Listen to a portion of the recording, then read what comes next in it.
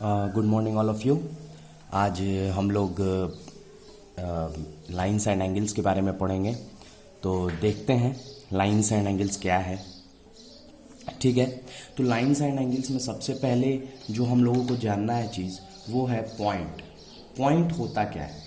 सबसे पहले हम लोग कुछ ज्योमेट्रिकल कॉन्सेप्ट्स के बारे में जान लें और इसी में आता है पॉइंट्स। तो पॉइंट्स क्या है? Point is an exact location. It is an exact location. Okay? It has neither length nor breadth nor thickness, but has position। क्या मतलब कि लाइन क्या, पॉइंट क्या है? एक एग्जैक्ट लोकेशन है जिसके पास ना तो लेंथ होता है, ना ब्रेथ होता है और ना ही थिकनेस होता है, लेकिन उसके पास क्या होता है? पोजीशन होता है। बात समझ में आया? ना लेंथ, ना ब्रेथ, ना थिकनेस, कोई कुछ भी नहीं होता है, बस इसके पास क्या होता है? एक पोजीशन होता है। ओके, इसको हम लोग कैपिटल लेटर से डिनोट कर सकते हैं, ए बी सी कुछ भी etc। तो ये क्या हो गया हमारा? एक पॉइंट हो गया। मैंने इसका नाम ओ दे दिया। बात समझ में आया? ये हमारा क्या हो गया? एक पॉइंट हो गया। It is a point. So क्या कहेंगे? ये कौन सा पॉइंट है? Point O. बात क्लियरली समझ में आई? देखो, उसके बाद आता है हमारा क्या? Line segment. A straight line path joining two points is called line segment. It has fixed and points and a definite length. ठीक है, नो ब्रेथ और थिकनेस। ठीक, इसका क्या मतलब?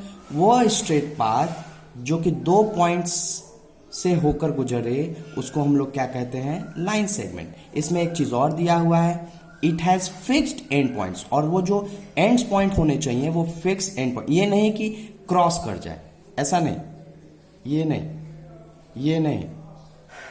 बात समझ में आए? एंड पॉइंट्स क्या होने चाहिए? फिक्स होने चाहिए। क्लियरली बात समझ में आई? और उसका जो लेंथ होना चाहिए वो डेफिनेट होना चाहिए, मतलब एक सर्टेन लेंथ का वो लाइन होना चाहिए। जैसे देखो, दो पॉइंट से होके गुजर रहा है ये लाइन, इसकी एंड्स भी मैंने फिक्स कर दी है। इसका एक एंड, एक पॉइंट का नाम दे दिया है ए और एक पॉइंट का नाम दे दिया है बी। तो ये कौन सा लाइन सेगमेंट हो गया? A B. इसको डिनोट कैसे करते हैं लाइन सेगमेंट को? इस तरीके से। बात समझ में आया? यानी लाइन सेगमेंट क्या है? जिसका डेफिनेट लेंथ हो, डेफिनेट लेंथ हो और दो एंड पॉइंट हो, यानी कि दो फिक्स एंड पॉइंट हो।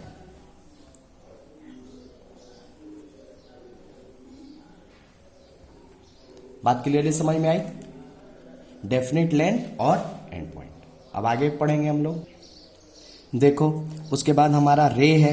रे क्या होता है? A line segment which can be extended in only one direction is called a रे। जैसे कि देखो, ये हमारा लाइन सेगमेंट हो गया, ये ए बी मान लिया, लाइन सेगमेंट हो गया। अगर मैं किसी भी एक एंड पॉइंट को और एक्सटेंड कर दूं इनफाइनाइटली, कहीं तक ये जाए, ये इसका कहीं कोई एंड पॉइंट ना हो, बस ये पॉइंट इस तरीके से हो। समझ में आया? तो इसको क्या कहेंगे? ये एक रे हो जाएगा। बात क्लियरली समझ में आई? जिसका सिर्फ एक एंड पॉइंट हो उसको हम लोग रे कहते हैं। ओके, लाइन क्या है? A line segment which can be extended in both direction along it's and point. वैसा लाइन सेगमेंट जिसको कि हम लोग एक्सटेंड कर सकते हैं दोनों डायरेक्शन में। देखो, इधर भी इस लाइन सेगमेंट को एक्सटेंड कर दिए, इधर भी एक्सटेंड कर दिए, यानी कि कोई एंड पॉइंट ना हो, जिस भी लाइन सेगमेंट का कोई एंड पॉइंट ना हो। ठीक है, जिस भी लाइन का कोई एंड पॉइंट ना हो उसको हम लोग क्या कहेंगे? लाइन कहेंगे। ओके, कोलिनियर पॉइंट क्या है? व्हेन टू और more points lie on the same line then they are called collinear. Collinear का क्या डेफिनेशन है? जब दो और दो से ज्यादा पॉइंट किसी सेम लाइन पे लाई करता है उसको हम लोग क्या कहते हैं, कोलिनियर पॉइंट। जैसे कि ये एक लाइन मान लेते हैं, ये PQ एक लाइन है, ठीक है। अब इसके ऊपर एक और पॉइंट लाई कर जाए, A B C, ये सब पॉइंट्स इसके ऊपर लाई कर जाए तो ये PABCQ, ये सब PABCQ, इन सब को हम लोग क्या कहेंगे, कोलिनियर पॉइंट कहेंगे। इन सब को हम लोग क्या कहेंगे, कोलिनियर पॉइंट कहेंगे। बात क्लियरली समझ में आई? ठीक। नॉन कोलिनियर पॉइंट क्या होता है, यहीं से बता देता हूं कि points which do not lie on the same line are called non collinear point. वैसा पॉइंट जो कि सेम लाइन पर लाई नहीं करते हो उनको हम लोग कहते हैं नॉन कोलिनियर पॉइंट। जैसे देख लो non collinear point, non collinear point ये देखो, कहीं सेम लाइन पे कोई भी लाइन पॉइंट है नहीं है। बात समझ में आया? ये सब क्या है, नॉन कोलिनियर पॉइंट। ठीक, क्लियरली बात समझ में आई? ओके।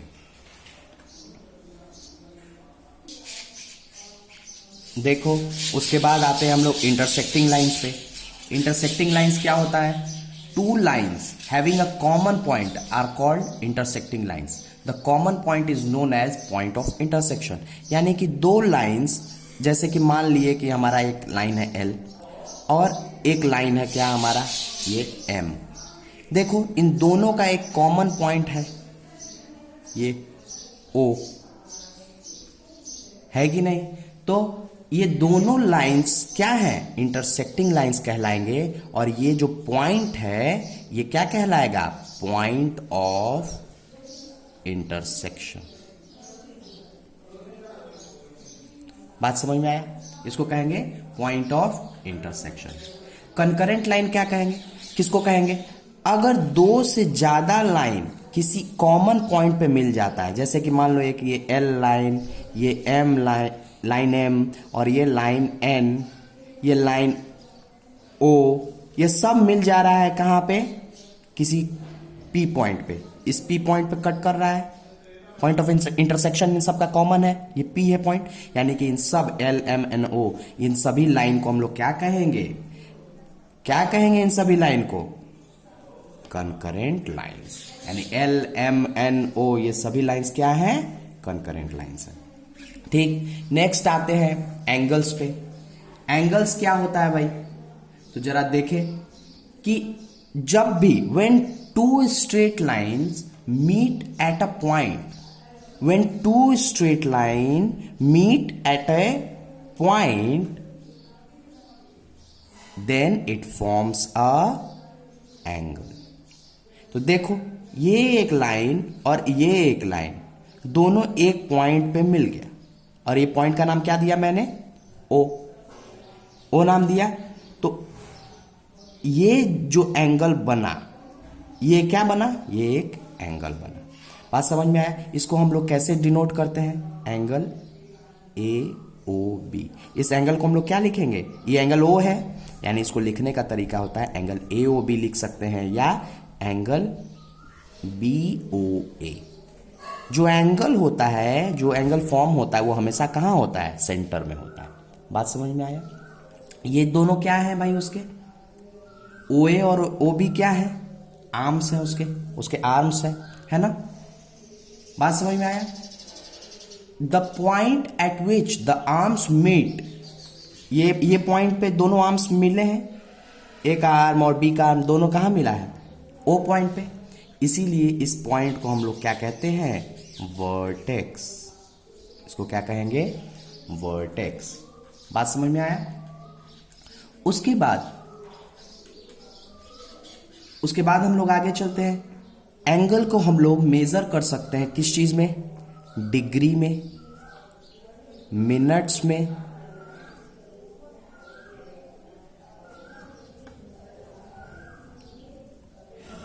में, और सेकेंड्स में। तीन चीज में हम लोग एंगल को मेजर कर सकते हैं। तो जरा आप देखें क्या होता है, कैसे होता है। हम लोग को सबको पता है कि एक कंप्लीट रिवॉल्यूशन जो होता है ये किसके बराबर होता है, 360 डिग्री के, है ना, होता है कि नहीं। तो देख लो, डिग्री, मिनट, सेकेंड। ओके, तो 1 डिग्री बराबर होगा 60 minute. 1 degree is equal to क्या होगा, 60 मिनट। ये एक डॉट लगाया है मैंने तो मिनट का साइन है, अगर 2 लगा देंगे यहीं पे तो सेकेंड हो जाएगा। ठीक, 1 डिग्री बराबर कितना हो गया, 60 मिनट। और तुम लोग को पता है कि 1 मिनट में कितना होता है सेकेंड, 60 सेकेंड होता है। देखो 2 डॉट लगा दिया तो ये 2 डॉट मतलब 60 सेकेंड। बात समझ में आया तुम लोगों को। ठीक, टाइप्स ऑफ एंगल पे आते हैं। तो एंगल के कितने टाइप्स हो सकते हैं, तो तुम लोग सब जानते हो पहले से ही, 8th में सब पढ़ाए हैं तुम लोग को कि एक्यूट एंगल ABC, ये एक एक्यूट एंगल है। एक्यूट एंगल क्या होता है कि वह एंगल जो 0 से बड़ा हो पर 90 से क्या हो, छोटा हो, उसको क्या कहते हैं, 0 डिग्री से बड़ा और 90 डिग्री से छोटा, क्या होगा, एक्यूट एंगल। उसके बाद आते हैं हम लोग राइट एंगल। वह एंगल जो कि 90 डिग्री का हो उसको हम लोग क्या कहते हैं, राइट एंगल कहते हैं। ऑब्ट्यूस एंगल के बारे में आते हैं।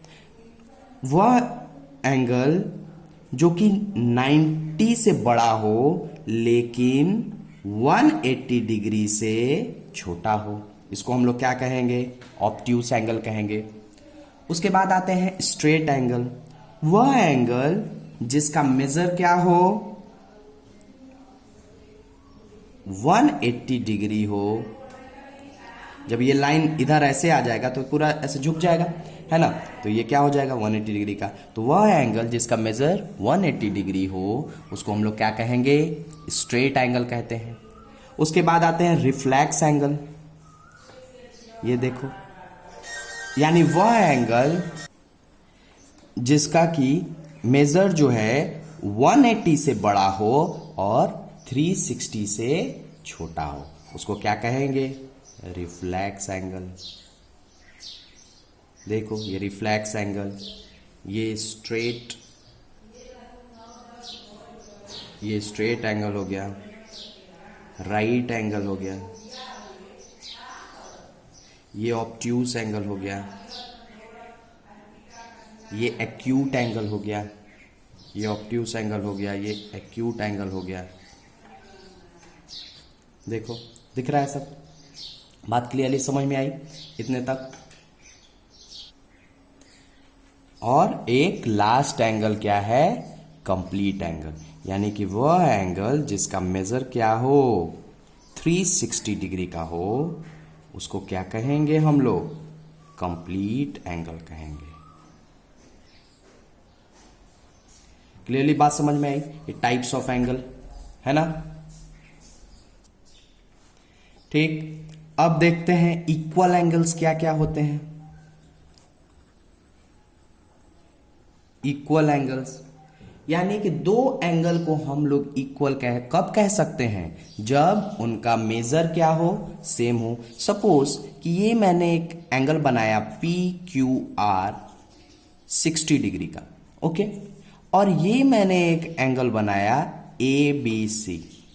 इसको मैंने जब प्रोटेक्टर से नापा तो ये भी क्या है, 60 डिग्री का ही निकला। ठीक, तो हम कह सकते हैं कि angle ABC is equal to angle PQR। इसको हम लोग क्या कहेंगे, इक्वल एंगल। इक्वल एंगल कब कहेंगे, जब उन दोनों का मेजर, दो एंगल्स का मेजर क्या हो, सेम हो। बात समझ में आई क्लियरली, ओके। ठीक, एक और चीज पढ़ लेते हैं, एडजेसेंट एंगल। ठीक, और एडजेसेंट एंगल और सब चीजें आगे वाले वीडियो में पढ़ेंगे।